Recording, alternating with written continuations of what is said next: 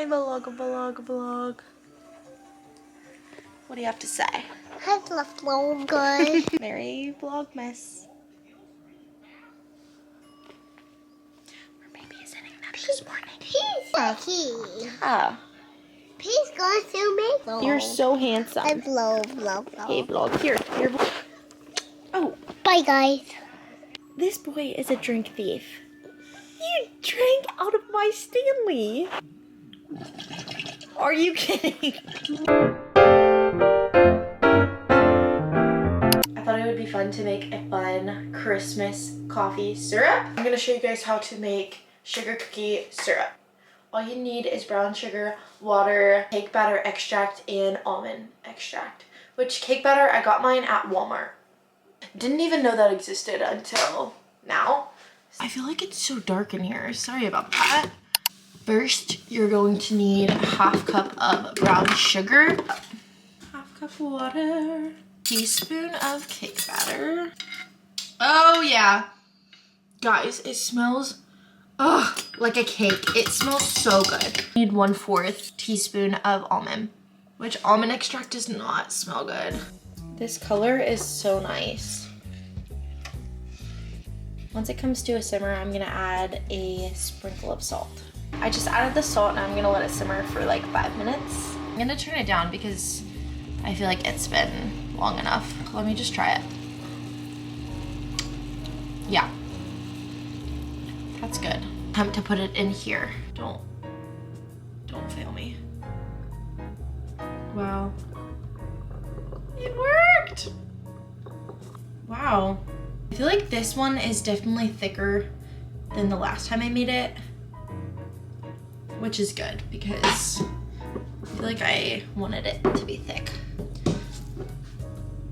I think we have to make a coffee right now because I don't have to be somewhere until 3 and it's 2:30, so let's make this.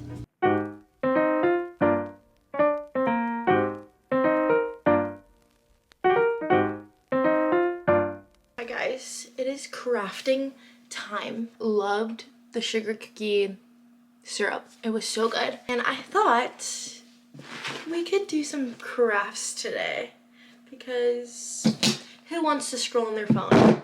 Not me. I made all of my friends and all of my sisters scrunchies last year and I just think it's so cute. I'm gonna show you. Are you kidding?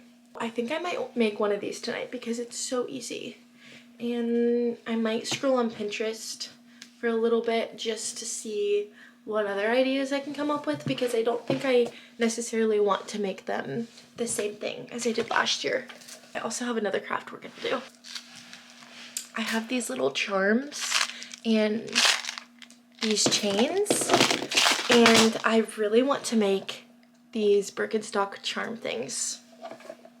I think that would be so cute and yeah, just a fun little gift that I could give people if they work out. So let's scroll on Pinterest, find some inspo for our crocheting, and then we'll look up a video and do it because I honestly haven't crocheted in a couple months and so I might need a refresh on some of the chains and stuff. I attempted to make this in the summer and it's kind of cute.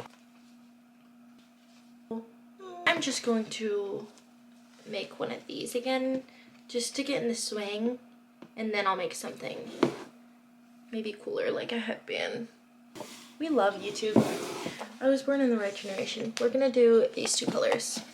I think I got these right on Amazon. My problem is I always get my yarn tangled.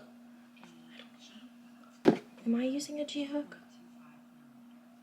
I'm using a 5.5, so do I remember how to do this? Yes! Wait, I love this for me. I do a bunch of single crochets all around the hair tie. I feel like crocheting is just so therapeutic. I feel like this for me feels more productive than like reading because I'm like getting something out of it.